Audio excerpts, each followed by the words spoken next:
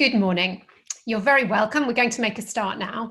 This is Visioning the Future, Artistic Doctorates in Ireland, our online seminar series. This is our, I think it's our 11th seminar, and we're getting towards the end of the seminar series. And we're very excited this morning to be welcoming members of IMBAS here this morning to talk about artistic research PhDs, process, experience, and ideas. And we're joined this morning by a group of three from IMBAS. That's John Godfrey, Michael Finucan, and Patrick Lonergan, and also 3 PhD students or people who have just recently completed their PhD. So I'm very delighted to introduce John Godfrey, who's going to chair the session today on behalf of IMBAS. John is a performer, composer, and senior lecturer in music at University College Cork in Ireland. He is co-founder of Icebreaker, a founding member of Crash Ensemble, and the founder of Quiet Music Ensemble. He has performed and been broadcast worldwide and has released many CDs. His research includes performance and composition of experimental music, improvisation, and the creation of digital performance systems with Max MSP. So with no further ado, I'll pass over to you, John. Thanks very much indeed, Jules. It's great to be here this morning and very exciting to be talking about this topic. First of all, I'd very much like to thank our current and ex-PhD students for joining us today and sharing their experiences and ideas with us. We've got a lot of presentations to get through, so I will start us off straight away. But just before I do, if you have specific questions you would like to ask as the presentations go along, please do write them in the Q&A screen. You can see the tab for that at the bottom of your screen, and Inesh will field them as appropriate once all the presentations are over. So the first person to speak today is Jimmy Eady, who has actually stepped in at the very last minute. I'd like to thank him hugely for that. Jimmy is an artist engineer who works with recording and production, sound design, and installation art. He completed his PhD at UCC in 2020, where his research focused on the use of sound within theatre and installation. His award-winning work has been presented in many Irish and international galleries and venues. He is a founding member and creative partner of Crash Ensemble. He has collaborated with companies such as the Abbey Theatre and the National Concert Hall, and engineered at venues such as the Carnegie Hall and the Royal Albert Hall. His music is released internationally by Chrysalis, Ensign, and Setanta Records. Jimmy. Hello, hi everyone. Thanks for the introduction, John. So I just completed my PhD, which was supervised by John Godfrey and Daniela Kulizik-Wilson in UCC. It was a fantastic experience, I have to say. And being a practitioner more than a theorist or academic, it really was mind-opening for me. The path I took specifically was PhD by prior research. So I had a body of work that I had completed over a number of years, 8 years of works, which I then went back and revisited and sort of almost like an archaeological dig, as I would describe it, resurfaced all these works and then started to look at my particular processes of why and how I approached each of those creative endeavors. My supervisors were just absolutely incredible for this. One thing I did learn overall is when you start out on the PhD path, it changes so much from where you end up. That is just an incredible journey. And the rigor that I found, and just through experiencing the whole journey over the period, my particular period was just over a year, I think. In terms of the theory, which I've been a professional practitioner, I don't think you really investigate theory too much, but you do find as that most of your work is grounded within these theories that may have come well before you, or historically, and that's you know, for me, that's what I really took from the supervisation process overall. Is that too brief, or will I continue? No, that's great, Jimmy. Thanks very much indeed. Okay. I'm sure there's going to be a lot of questions, but let's move straight on. And the next person to speak is Michael Finucan, a member of IMBAS. Michael is Head of Drama and Theatre Studies at Mary Immaculate College in Limerick.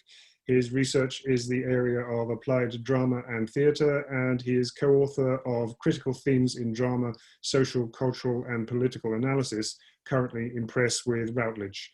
He is an active theatre practitioner and led the establishment of the Lime Tree Theatre in Limerick. Michael. Thank you, John. Good morning, everyone. Lovely to be here. Just a brief, I suppose, two brief contextual notes, one about myself perhaps, but I'm going to start with just a little note about IMBAS, because I'm sure there are some attending who don't have a sense of what IMBAS is. IMBAS is an Irish forum for arts practice researchers and artists that a number of us have worked towards developing over the past, I suppose, 3 or 4 years. It's still, I suppose, a collective very much in that's emergent, that's nascent. We have a website, imbas.ie, so if you're interested in the work of IMBAS and any future events, please hop onto that and you'll get some more information, and you can sign up to mailing lists and so on as well. In terms of myself, as John has said, I started up the Drama and Theatre Studies programs at Mary Immaculate College, which is a college academically part of the University of Limerick, about 6 years ago. And as part of that, there was a strong, I had worked here for a number of years previous to that and developed the Lime Tree Theatre. And as part of the emergence of our new Drama and Theatre Studies programs, there was a strong commitment to developing doctoral research, and it became obvious, well, it was certainly obvious to me at the very outset that arts practice research should be a strong strand of that work, and indeed it has so become. And that in itself, has provoked a little dilemma for me, because I'm not actually an arts practice researcher myself. Whilst I am an artist, I'm a director and a lighting designer in the theatre.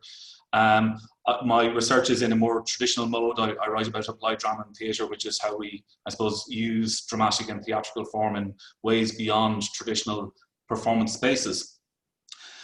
So I suppose my journey as a supervisor has been very much one in conjunction with my students, and I've had the great fortune to supervise a number of projects at this stage, some in mainstream theatrical practice, and Aideen will talk a little bit about her work later on, and hers, I suppose, is in that vein, but also, arts practice with a kind of a very applied edge. Had the pleasure and joy of supervising a project by Emma Fisher a number of years ago that looked at disability and puppetry and exploring those issues through arts practice. And I've also supervised projects that have been more perhaps traditional within an educational context. So where arts practice has been used within schools, and artistic work has been done with children and with young people to generate meaning and to generate some ideas. So that's just a sense of where I've come from, and I suppose the still ongoing journey that I'm on in terms of learning about arts practice research. A couple of things to point to that I've learned over the way. First of all, two tensions, I suppose, for me, which remain unresolved, and I don't propose that they should be resolved in any way, shape or form, which is, from the perspective of a supervisor, the constant struggle, it can be at times, but also a joyous tension and that's that which exists between perhaps structure and artistry, because of course a doctoral thesis by its nature and a doctoral journey calls for rigor and calls for inquiry and calls for methodology, and traditionally has been a very structured and structural piece of work, whereas the artistic process is inherently perhaps at times free from structure and of necessity. It's an exploration. That's not to say it's unstructured. I'm being obviously general in my terms, but that toing and froing between the artistic process and the need for an artistic journey to be respondent and to be emergent, and the sometimes overwhelming structural desire of a doctoral thesis. So that interplay has been a fascinating one to witness and to be part of, and obviously as supervisor then to try and provide guidance and direction within that model is a constantly evolving and constantly challenging journey, but an enjoyable one nonetheless. It can be at times be a kind of frankly you know, a challenging one when a doctoral candidate turns around and says, well, look, the work has gone in a different direction. You know, the play is now going to look differently to the way in which I proposed or the way in which I conceptualized it, and we're going to have to change things around. And of course, one has a conversation with the candidate about what that means and what that means for the work and what that means for the conceptual basis of the work. But it's an interesting tension.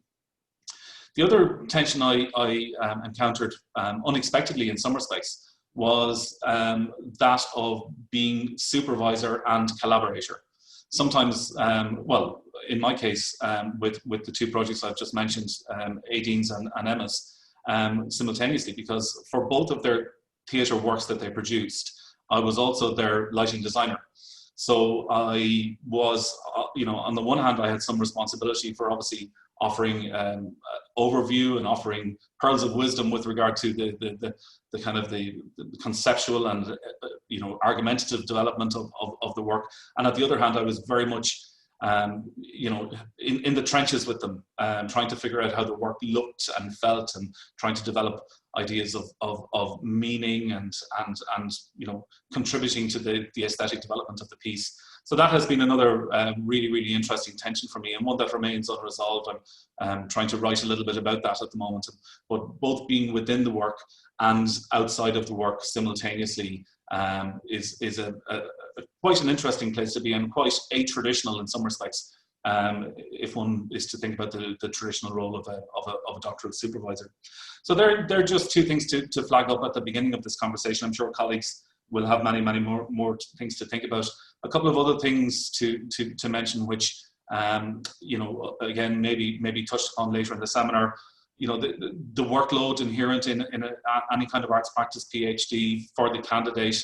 You know, the body of work that's generated, and then the desire of the academy to accompany that with a scholarly treatise and exegesis, and the resultant artistic and academic workload that can occur, which is, you know, has to be something that has to be constantly held in tension. You know, the additional resources that are required of work of this nature is also something I think that's worthy of consideration. And the additional care from a supervisory perspective, the additional care that candidates who are working in an artistic way as well as in an academic way. And I don't mean to divide them, because of course what we're striving for is a unity of form, but at the same time there can be opposing forces, and you know, as supervisor, one has to care for candidates in that space. So I'll stop there, John, and let others add to the conversation. Thank you. Thanks very much, Michael. Next, let me introduce from across the sea and at a horrendous time in the morning, Miriam Phillips, who is a PhD candidate at UL. She is a dance educator, dance ethnologist, performer and researcher, and is certified in the Laban-Bertanief movement system. Her project at UL develops the practice of ethnochoreology as applied to contemporary dance choreography and performance.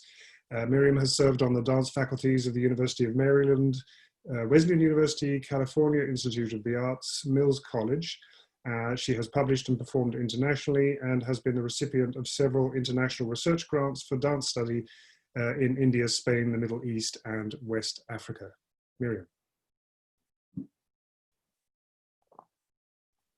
Good morning, everyone.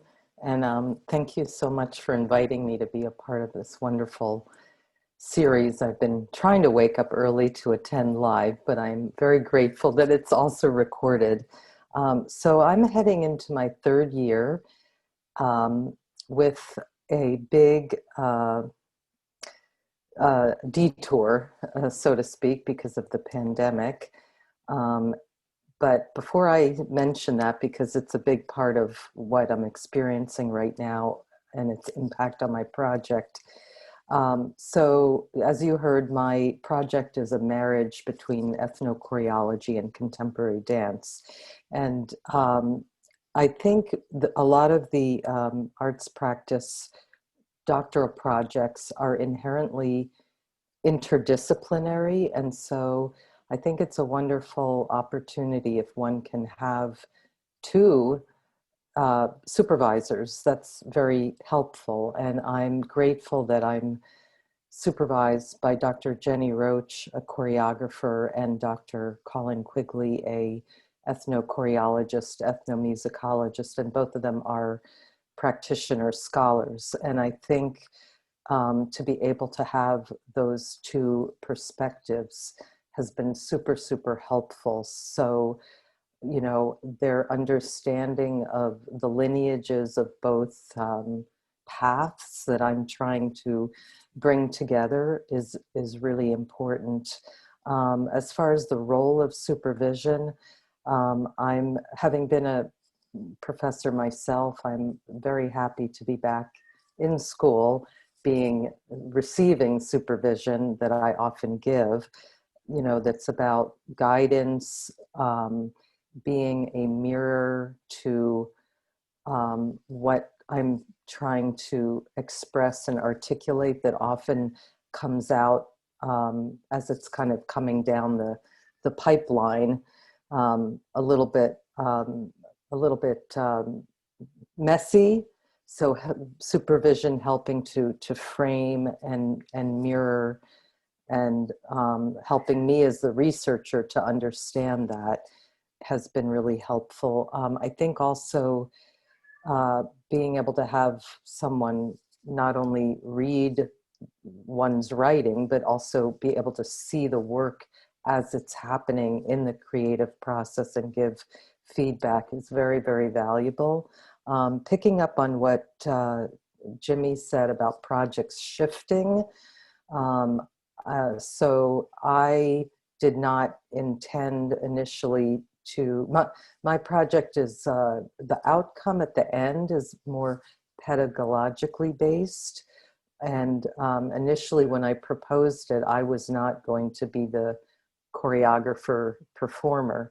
And it became very clear through supervision that in order to understand what I was trying to create in the future for students, that I needed to be in the driver's seat to experience that. And that came as a light bulb in one of my supervisory sessions.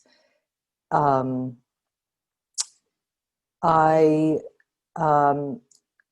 I mentioned, I'm going into my third year. So at UL, we have 2 performances.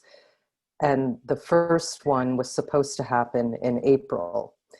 And I was very, very far along. I was deep in the middle of the creative process. I mean, very in the middle of it. I was about 5-6 weeks away from performance when the pandemic happened. And of course, 2 weeks turned into where we are now, many, many months. And right now, my supervisors, I think, are working with me on trying to find alternative ways of handling the issue. My project does not lend itself at all to simply being filmed and, you know, filmed out there, because it was designed to happen in 4 spaces at the Irish World Academy, with the audience traversing through 4 different spaces with me and the performers. And a lot of the data that was intending to collect is around audience experience, because it's an immersive event. It's very multi-sensory, like field work when you go into the field. And, you know, the data that the smells and the sights and the sounds and the air on your skin and the tactile sense. So that concert is being postponed. And my supervisors have, you know, been helpful in working, how can I keep moving the process along despite what's happening? And so right now I'm working on writing about the concert as if it already happened, while I work on ways to sort out how this will be manifested, not this semester, but next semester. So the whole thing is getting, pushed, hoping that we'll have some kind of hybrid situation when hopefully this pandemic is a little more settled, but nobody knows. So it's kind of an odd time to be doing a doctoral arts practice project. But I'm really grateful for the supervision that I'm receiving, and I'm really grateful for the support that I am receiving from the Irish World Academy. Thank you. Thanks very much indeed, Miriam. And I'm sure there are a great many people listening who will resonate with what you're saying about postponed performances, and both in academia and in the professional world. It's a very difficult and complex time, I think, for us. Okay, I have a presentation myself. Before I launch into that, just a reminder that if you do have any questions and observations, please do use the Q&A tab to record them, and Inesh will bring them up at the end. Of the 15 or so PhDs in original composition or PhDs by prior published work I've supervised, around half of the candidates came to us through the usual academic route, and the other half from the professional world of music. Having completed their PhDs, they are all involved in professional work, and none, as far as I know, have gone into full-time academia. This isn't a particularly unusual set of outcomes. There are a lot of students in practice-based doctorates and very few positions in academia. I've often heard it argued that without a knowledge of theory that is demonstrated through the use of the written word, a PhD in composition does not qualify a student to teach in academia, an argument that heavily prioritizes those forms of theory that are conventionally dealt with through text, of course. In the professional world, the term theory is understood to refer to things like harmony, counterpoint, and so on, which are usually considered to be essential in that world. I don't mean that harmony and counterpoint are specifically essential. A student undertaking a PhD in composition could be doing so on the basis of a myriad of different genres of music, and the technical apparatus, the theory, for each is somewhat different. It might just as easily be the methods and applications of tonal harmony, or how to execute fast Fourier transforms in MaxMSP, about extended instrumental techniques, or about the minutiae of timing in electronic dance music. It may be Western music theory, or Indian, Chinese, or Indonesian.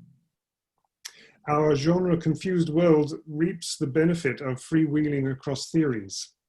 I would argue that the right theory background for any particular student is the theory that they choose to embrace. Research is often undertaken by experimenting with particular combinations of technical and philosophical choices, and it's published by executing music that puts those choices to work.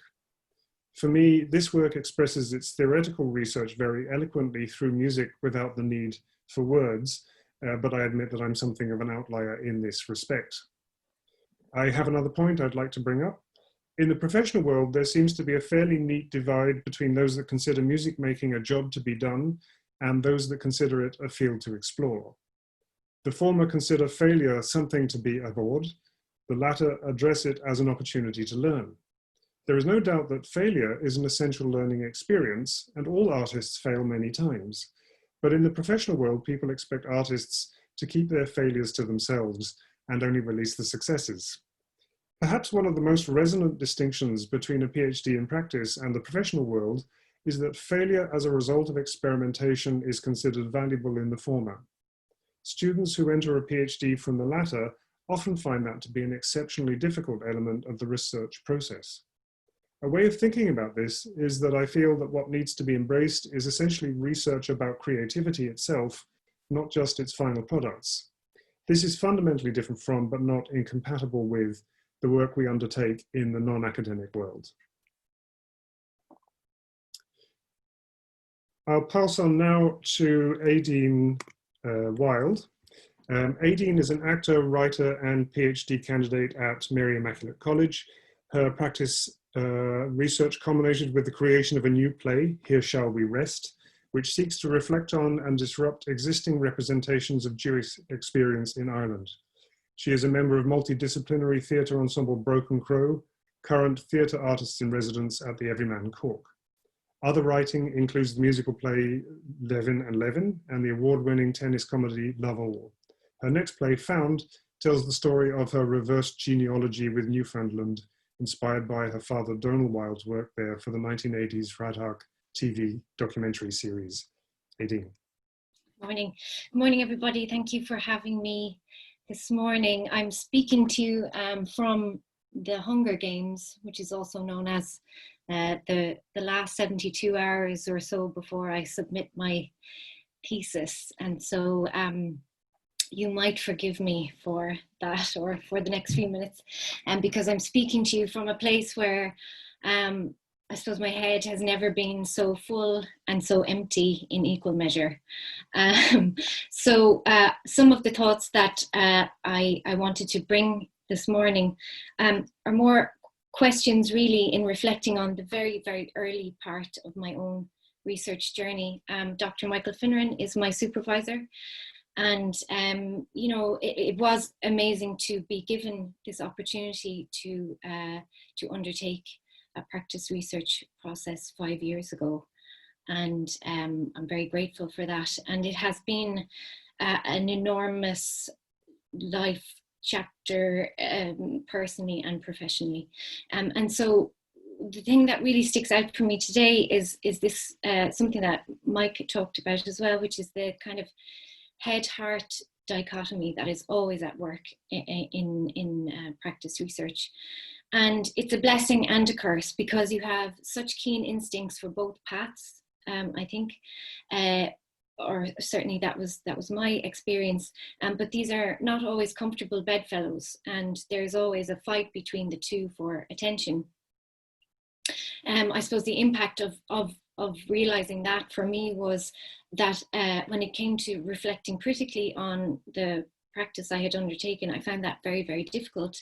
As an actor in the outside artistic world, you almost do your critical reflection beforehand, and then you put the thing out into the world, and other people reflect on it for you. And so I found it very difficult to reflect critically after the fact, and that wasn't a problem I thought I would encounter.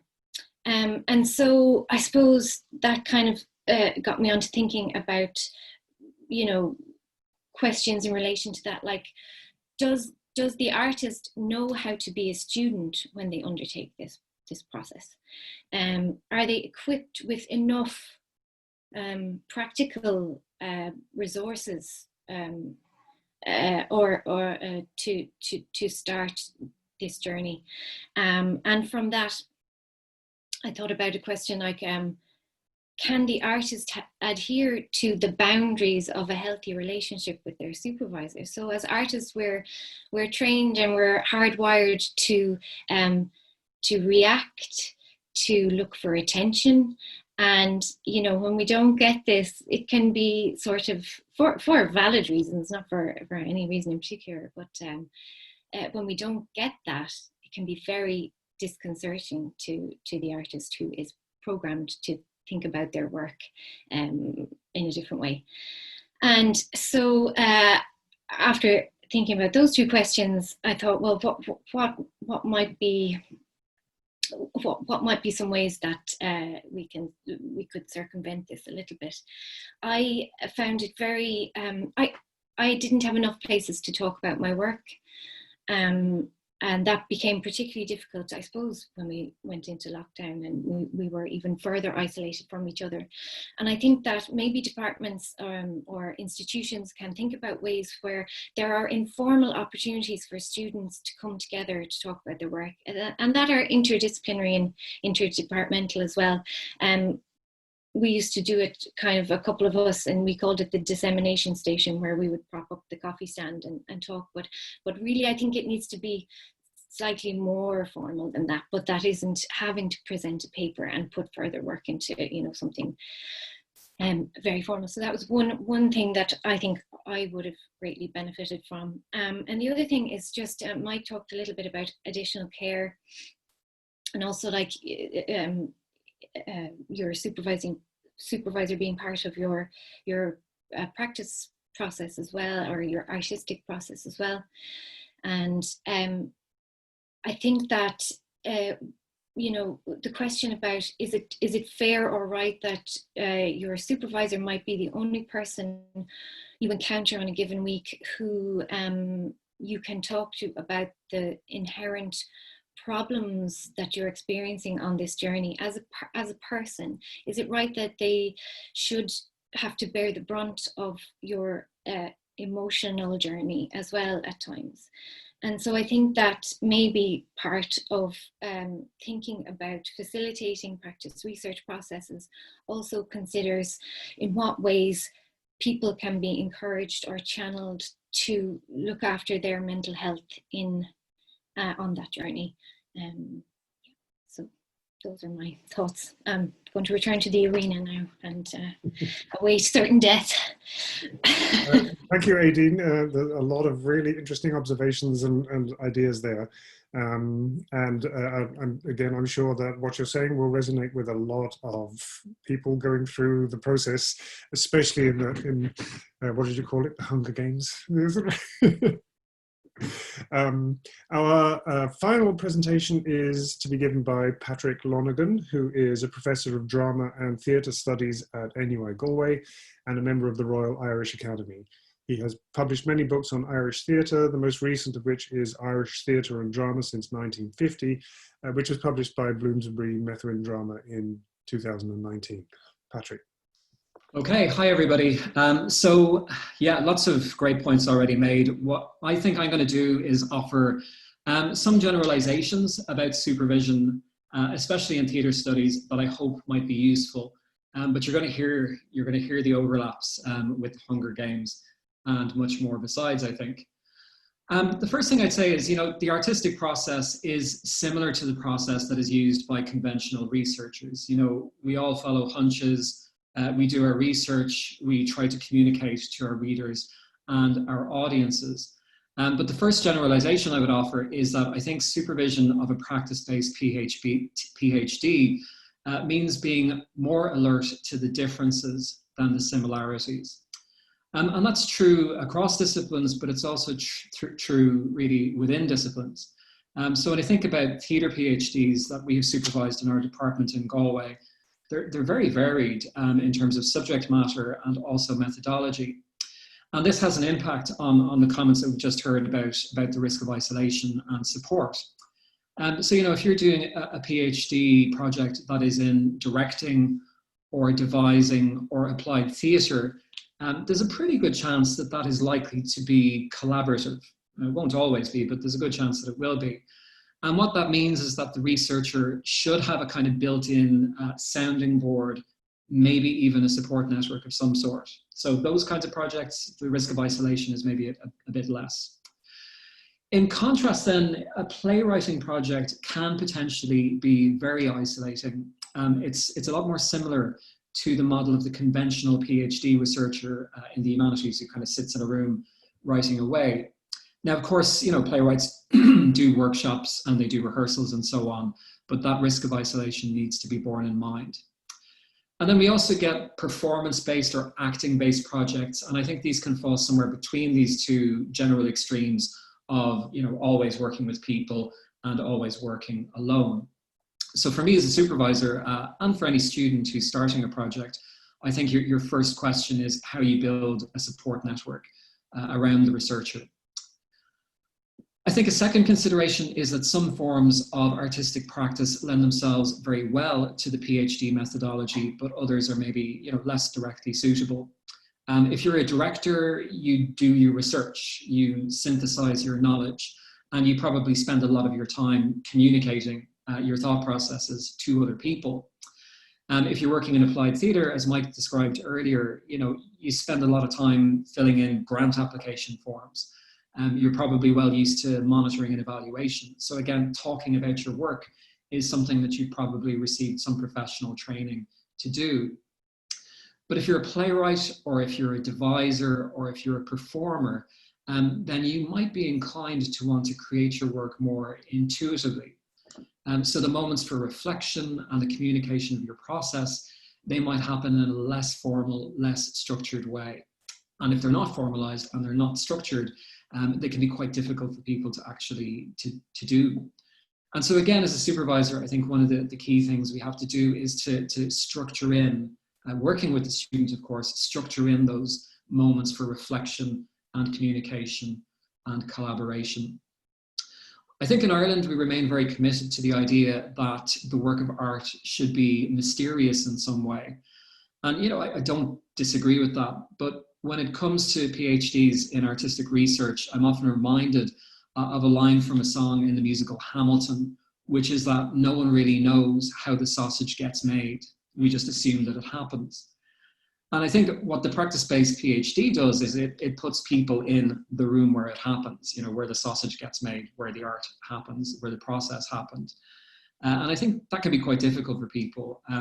It requires them to move towards a place where they have to explain things that ordinarily might be implicit or that might be open to interpretation. So the last thing I say, I think a good way to address that challenge is perhaps to focus more on the idea of the PhD as a contribution to knowledge. The written research is, of course, a contribution to knowledge, but the artistic practice is a contribution to knowledge as well.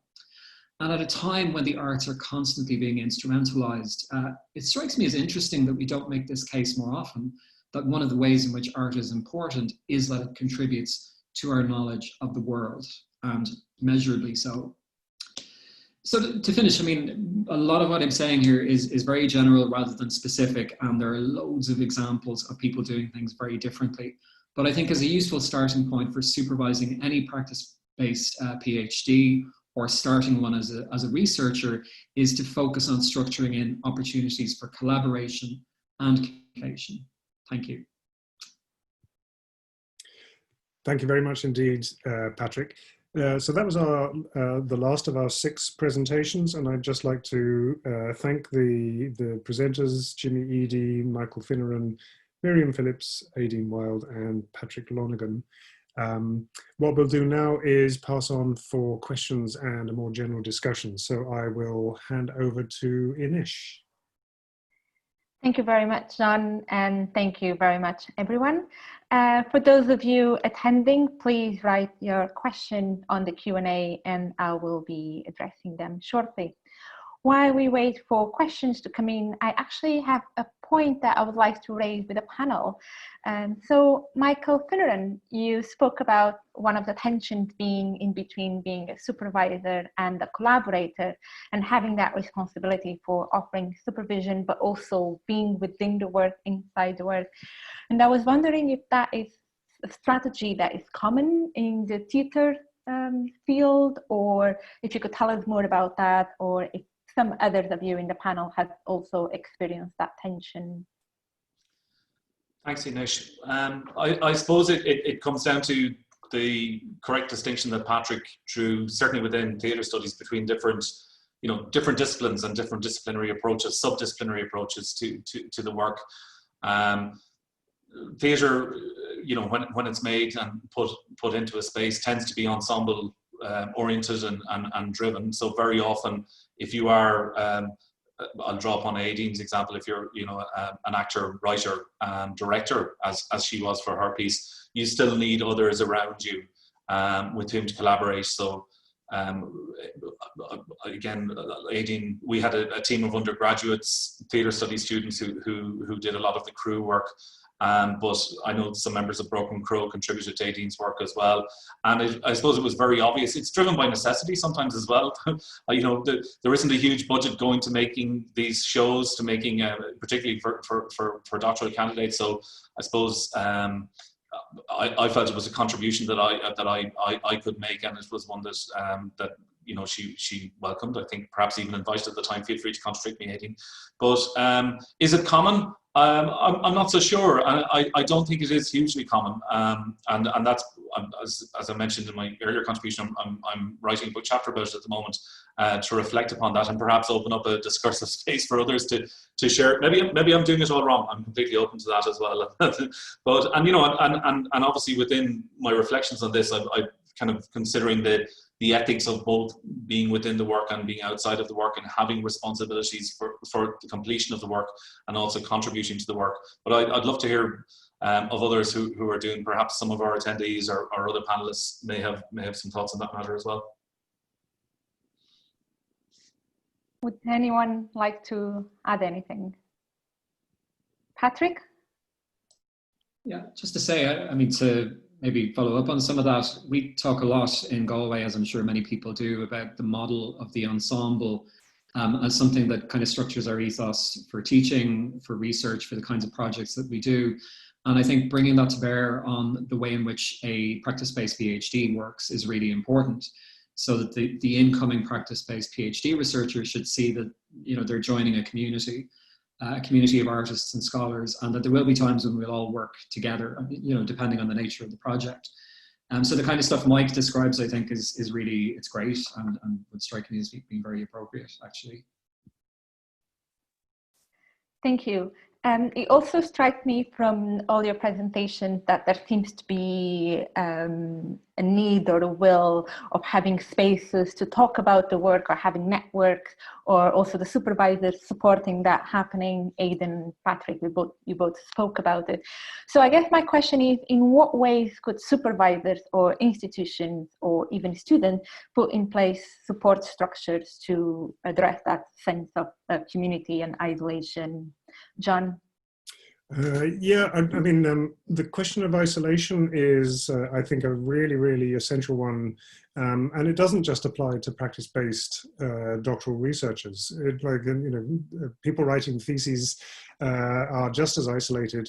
It becomes particularly problematic for arts practice people who are engaged in collaborative processes. Composers who write scores need musicians, directors need actors. You know, the interrelationship is central to the practice. But it's not as if other forms of researchers don't need other researchers.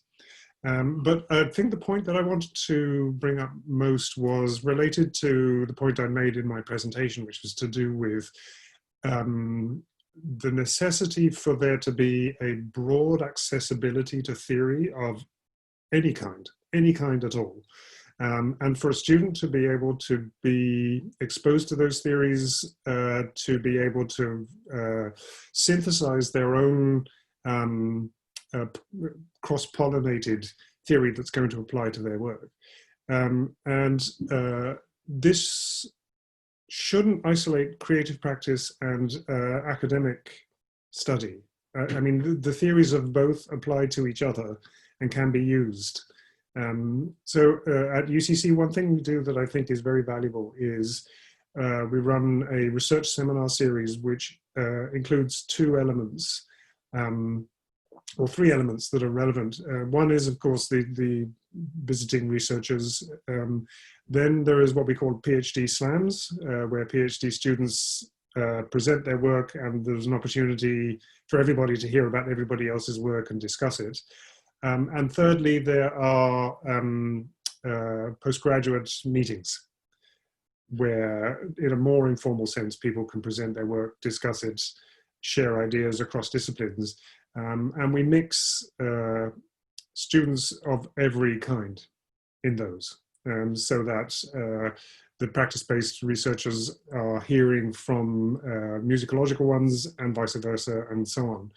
You know, it's this cross-pollination of theoretical approaches and thought and philosophies is actually one of the most important educational elements of any PhD, I think.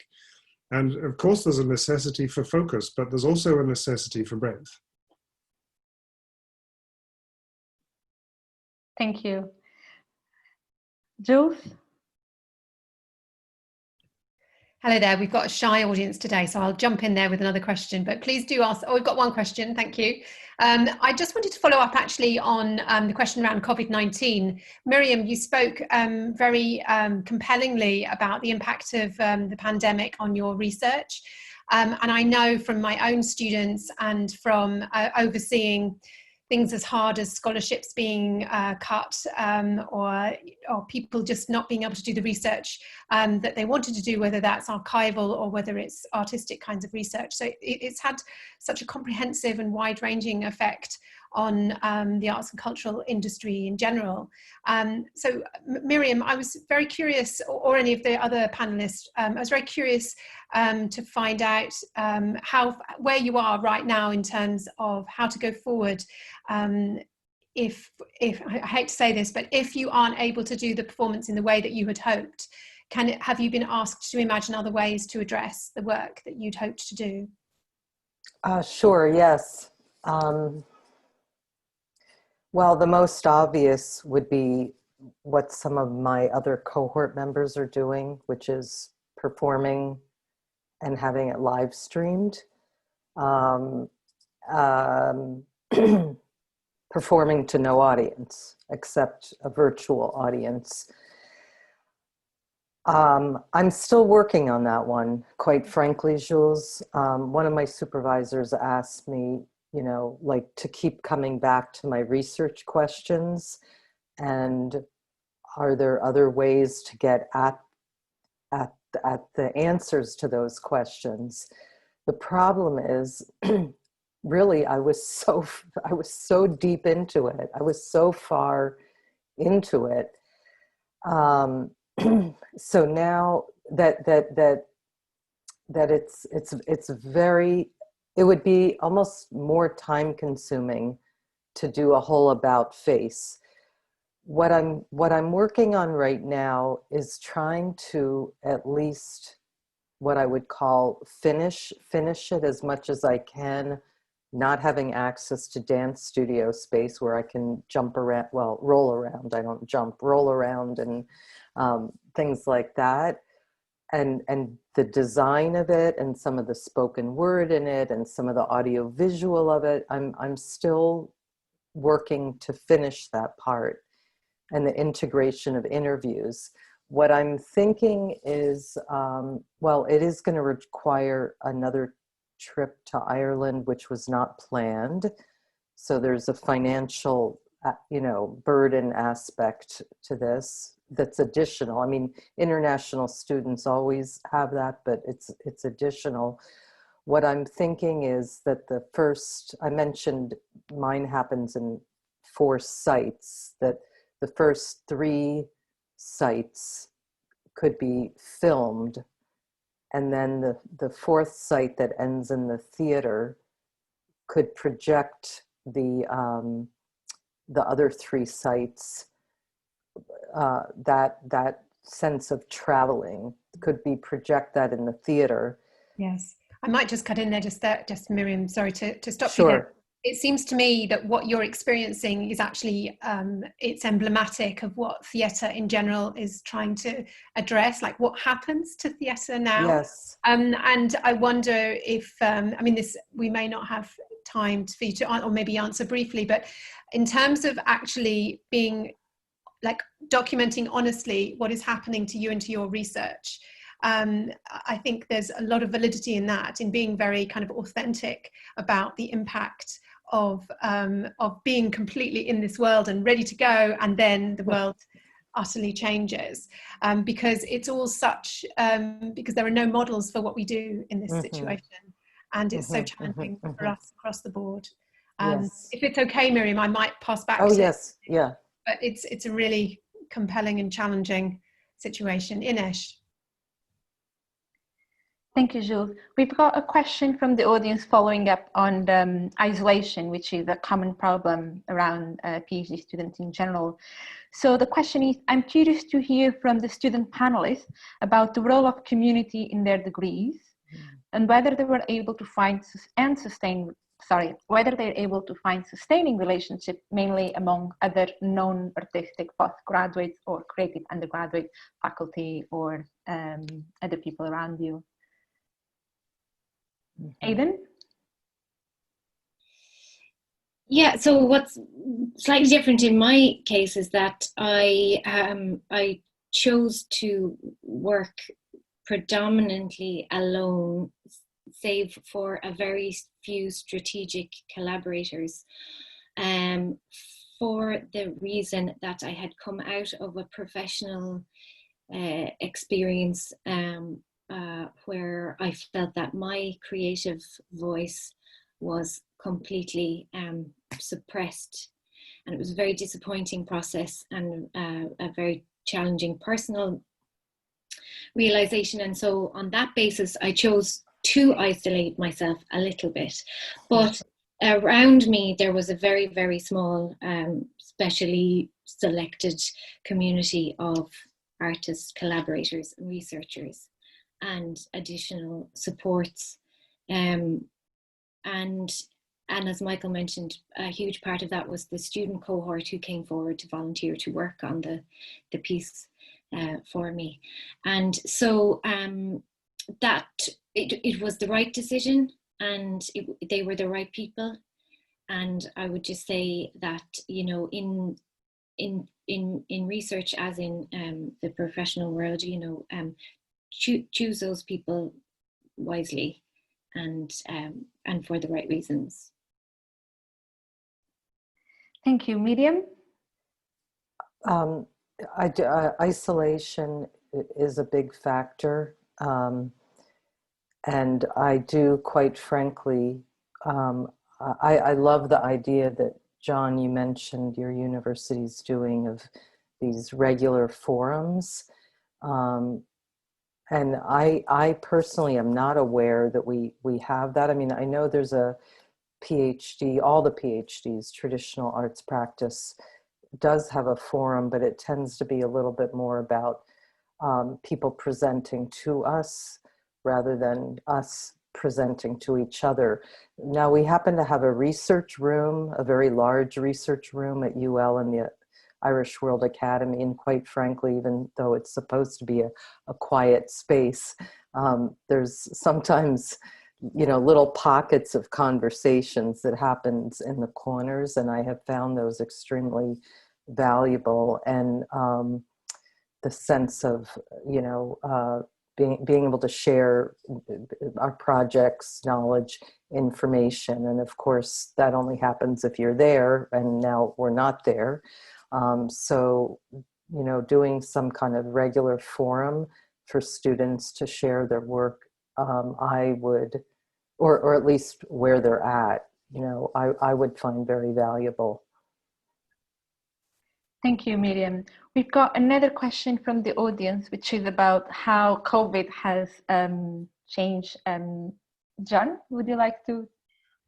Yeah, sorry, just before we move on, you'll have seen Jimmy disappeared. He joined us at very late notice and has another meeting at 12, so that's what happened to him. I'd just like to thank him for his participation. And I just wanted to make one other point about this question of isolation. The question asked about making contacts not only with other students, but with people in the local community and things like that. And I actually think that's a really important thing to consider, because you know, an art by its nature doesn't live solely in academia. We are, you know, quite naturally spread out from the academic space into the community and vice versa. And I think this is something that needs to be taken very seriously into consideration, also by a student when they choose where to go. You know, it's like, for instance, in Cork, we're very lucky to have a very rich experimental art scene across a lot of different disciplines. And so our experience is that a student is fairly equally spread amongst activities in the city and in the university and so on. And I do think that's actually a really important part of the experience that we shouldn't neglect when we're thinking about the nature of a doctorate program. Thank you, John. We've got a few minutes left, so I'll just bring on the last question. The institutional restriction and closure of gallery spaces due to COVID-19 has impacted in terms of how artists are able to get the work out there to the wider public. And that also impacted broader discussions about how the work can impact audiences, even around professional practitioners. So the question is, has the panel any thoughts about other novel ways to disseminate practice-based work, possibly through online resources? Patrick. I mean, I think, again, a generalization, I think it is in the nature of many artistic creators to find ways to get the work out there. And an example of that is that I attended Druid Theatre's performances of plays by Lady Gregory in Coole Park last week. And the plays were performed outdoors, but they're also performed in the place where many of them were composed by Lady Gregory herself. So it was a site-specific performance, it was a promenade performance, it was doing something new to Coole Park itself. Would it have happened if we hadn't had the COVID lockdown? Probably not, and certainly not in the way that it did. And so, I mean, people are facing huge challenges. I know that, you know, once October comes, going outside anywhere in Ireland is not an option. And I'm not complacent or glib about it. But I do think what's been exciting is seeing the way in which artists are finding new ways to make art, including the online opportunities as well. Thank you. Michael? Just to add to what Patrick said, I think this is clearly a time of terrible disruption and inconvenience, but, you know, notwithstanding, you know, the literal human pain that many people are in as well. But I also think it is a time of innovation, and I think, you know, new ways of dissemination are being found all the time, and I think it's incumbent upon all of us to exploit and explore those to a greater degree. And actually there were quite a number of limitations in place with the dissemination of arts practice research already, because if you think about the way in which we distribute and communicate traditional research outcomes, tends to be in written form, it tends to be through institutional research repositories. You know, you've got issues of huge Elsevier and Taylor and Francis, people like that, putting work behind firewalls, and the general public, and indeed, you know, more precarious members of the academic community not being in a position to access them. And the point I'm making is that, of course, artistic practice doesn't often sit particularly well within those forms. So I think the question is a very, very good one, and you know, all one need to do is remind oneself of the predicament that Miriam finds herself in at the moment, and yet there's actually a bigger question there about how we disseminate work of this nature. Thank you, Michael, and I'll pass over to John. Yeah, just one observation. There's been a lot of interesting writing recently about likely permanent changes to business and various other things that result from COVID. You know, so people will continue to work from home and meet online and all the rest of it. We mustn't disregard the possibility that the means of artistic dissemination will be permanently changed by what's happening right now. You know, it sounds like a bit of a negative thing to say, but there are two ways to look at this, which is one, that conventional or traditional ways of doing things are being crippled. Another is, here is our opportunity to build new ways of doing things that can have a permanent and beneficial future. Thank you very much, John. I think it's time to close, so I'll pass over to Jules. Thank you, Ines, and thank you to all the panelists. Really heartening to hear from colleagues in IMBAS and also PhD students and all the creative ways we're responding to current challenge, and best of luck with your submission, Aideen. So I would like to thank everybody. Before I close up, invite you heartily to our last section of this final part, where we have contributions from PhD students. So on Thursday, the 24th, we have Student Artistic Experiments 2, and we're looking specifically at interdisciplinary practices, something that has come up this morning. So we have Carolyn Collier, Moniray Astani, and Jamie McMahon giving presentations, and we look forward very much to welcoming you then. So thank you and goodbye.